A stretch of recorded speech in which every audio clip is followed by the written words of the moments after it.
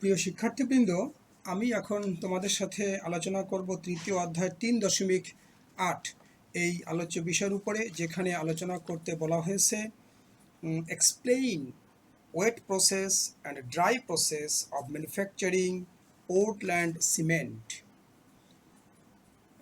খুব গুরুত্বপূর্ণ একটি বিষয়, সেটি হচ্ছে এই যে এত সমধিক পরিচিত একটি ইঞ্জিনিয়ারিং ম্যাটেরিয়াল সিমেন্ট, এটি আসলে উৎপাদনের প্রক্রিয়াটা কি, কিভাবে এটি উৎপাদিত হয় বা তৈরি করা হয়।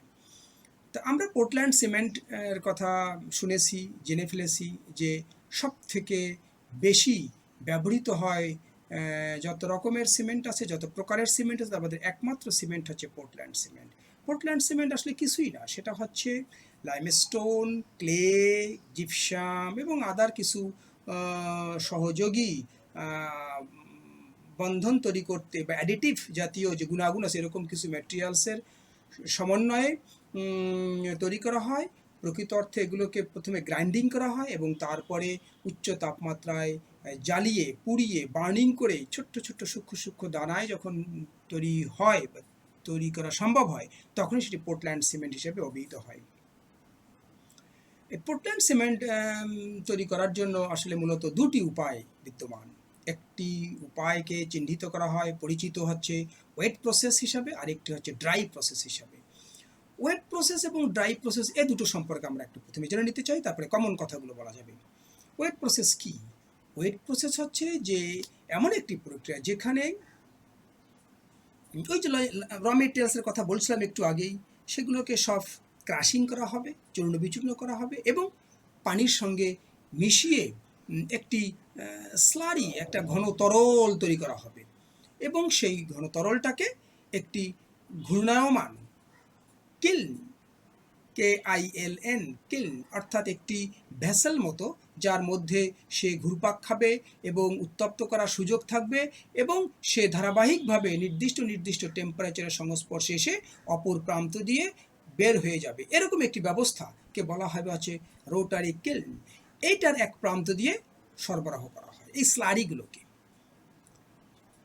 এই স্লারি যখন তৈরি করা হয় তখন মূলত এটার ভিতরে প্রায় 35 থেকে 50% মতো পানিই থাকে, যেটা কিনা ওই যখন হিটস আপ করা হয় ওগুলোকে ওই কিল্নের মধ্য দিয়ে, তখন সে সব ইভাপোরেট হয়ে চলে যায়। এই যে ওয়েট প্রসেস, যার মধ্যে পানি মিশ্রিত করা হলো বা করা হয়, এটি প্রকৃত অর্থে বিবেচনা করলে দেখা যায় on the basis of dry প্রসেসের সাপেক্ষে, ড্রাই প্রসেসের সঙ্গে তুলনা করলে দেখা যায় যে অধিক জ্বালানি সে খরচ করে এবং অতিরিক্ত অযাচিত অব্যবহারযোগ্য কিছু তাপকে সে এনভায়রনমেন্টে ছেড়ে দেয় এবং এমিশনের সঙ্গে সেগুলো বের হয়ে যায়, যেটা কিনা ড্রাই প্রসেসে এই ঘটনাগুলো ঘটে না। পক্ষান্তরে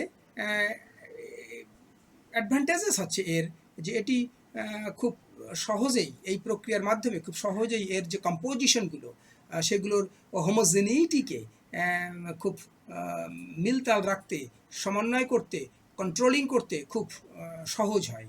এই সকল সুবিধা এবং অসুবিধা নিয়ে ওয়েট প্রসেস ব্যবহার করে সিমেন্ট তৈরি করা হয়। আবার অন্যদিকে আমরা ড্রাই প্রসেসকে যদি বিশ্লেষণ করে দেখতে পারবো এরকম যে এই প্রসেসে ওই সেই র মেটেরিয়ালসগুলোকে শুকানো হবে এবং সেগুলোকে গ্রাইন্ডিং করা হবে এবং খুব সূক্ষ্ম সূক্ষ্ম দানায় তৈরি করার পরে একটি স্টোরে রাখা হবে, গুদামজাত করা হবে, সেটাকে প্রকৃত অর্থে বলা হয় সাইলো। এই সাইলোর মধ্য দিয়ে এই পাউডারগুলোকে তখন আরেকটি টাওয়ারের মধ্যে নেওয়া হয়, যার মধ্যে বেশ প্রথম থেকেই উষ্ণ অবস্থায় এবং খুব অধিক চাপযুক্ত বাতাস আবদ্ধ থাকে, তার মধ্যে এটাকে নিয়ে নেওয়া হয়। এই যেটা নেওয়া হলো, এখান থেকে কি করা হয়, এগুলোকে ওই সেই রোটারি কিল্ন, যেটা আমি একটু আগে বলছিলাম এবং যেটার ব্যাখ্যা একটু পরেই আবার দেওয়ার চেষ্টা করছি, তার মধ্যে এটাকে ফিট করা হয় বা এক প্রান্ত দিয়ে ঢুকিয়ে দেওয়া হয়। এইভাবে যে পদ্ধতিটা সমন্বিত হচ্ছে সেটাকে মূলত ড্রাই প্রসেস বলা হয়। কিন্তু একটু আগে যেমন বলছিলাম, ড্রাই প্রসেসের সাপেক্ষে ওয়েট প্রসেসের কী কী দোষগুণ আছে, উপকারিতা অপকারিতা আছে, ঠিক তেমনি ওয়েট প্রসেস সাপেক্ষে ড্রাই প্রসেস এরকম কিছু অ্যাডভান্টেজ ডিসঅ্যাডভান্টেজেস আছে। সেগুলো এরকম যে এর অ্যাডভান্টেজটা হচ্ছে এর ফুয়েল খুব কম নষ্ট করে, এবং হিট এবং এমিশন যেটা বায়ুমণ্ডলে চলে যায় সেটির পরিমাণ খুব কম, যেটা আমরা ব্যবহার করার সুযোগ পাই না, এরকম একটি বিষয়। এবং অপরদিকে আরেকটি বিষয় এনার্জি সেভ করে। তারপরে হচ্ছে ইউনিফর্ম এবং স্টেবল ক্লিংকার তৈরি করতে সহযোগিতা করে। ক্লিংকার কোনটা, এরকম একটা টার্ম চলে আসলো। ক্লিংকার বেসিক্যালি হচ্ছে ওই যে কিল্ন থেকে আমরা সর্বশেষ আউটপুট যেটা পাবো, সেটা হতে পারে ওয়েট প্রসেস, হতে পারে ড্রাই প্রসেস, সেটাকে বলা হবে হচ্ছে ক্লিংকার। এখন আমরা একটু দেখার চেষ্টা করি সেই রোটারি কিল্ন আসলে এটা বিষয়টা কি। এই সকল পদ্ধতিতে রোটারি কিল্ন হচ্ছে একটি ঘূর্ণায়মান এবং আমাদের সিলিন্ড্রিক্যাল ভেসেল, যেটা কিনা তাপমাত্রা হতে পারে 1400 থেকে 1500 ডিগ্রি সেন্টিগ্রেড সর্বোচ্চ। এর প্রথম দিকে তাপমাত্রা কম থাকে, ধীরে ধীরে ধীরে ধীরে ধীরে ওই উচ্চ তাপমাত্রায় নিয়ে নেওয়া হয় আমাদের ওই সাইলো থেকে যে ম্যাটেরিয়ালটা যায় সেটাকে, অথবা স্লারি থেকে যে ম্যাটেরিয়ালটা গেল বা স্লারি হিসেবে যেটা গেল সেটাকে। এই র মিক্স বা স্লারি যেটাই হোক না কেন, এটাকে আমরা এক প্রান্ত থেকে কিল্নের এক প্রান্ত থেকে ফিডিং করি, এবং এটি ধীরে ধীরে এর দৈর্ঘ্য বরাবর সে আগায় থাকে এবং আরও বেশি উত্তপ্ত হতে থাকে। এই অবস্থায় সে রাসায়নিক বিক্রিয়া ওর মধ্যে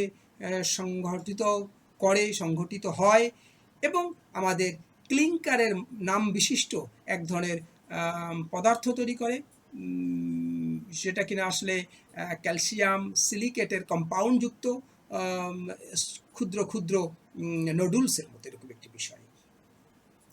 এই ক্লিংকারগুলো যখন কিল্ন থেকে আউট করা হয়, এক অপর প্রান্ত থেকে পাওয়া যায়, তখন এগুলোকে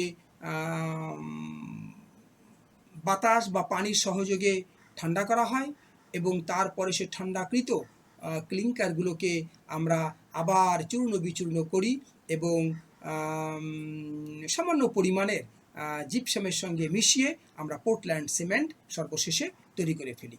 এই হচ্ছে পোর্টল্যান্ড সিমেন্ট তৈরি করার ওয়েট প্রসেস এবং ড্রাই প্রসেসের বর্ণনা বা কৌশল। শিক্ষার্থীবৃন্দ, আশা করি তোমরা ভালো করে শুনতে পেয়েছো। এই আলোচনার বিপরীতে টেক্সট পড়ে নিজেদের ধারণাটাকে আরো একটু পরিষ্কার করে নেবে, এই প্রত্যাশা এবং অনুরোধ রেখে শেষ করছি। তোমাদের সকলকে ধন্যবাদ।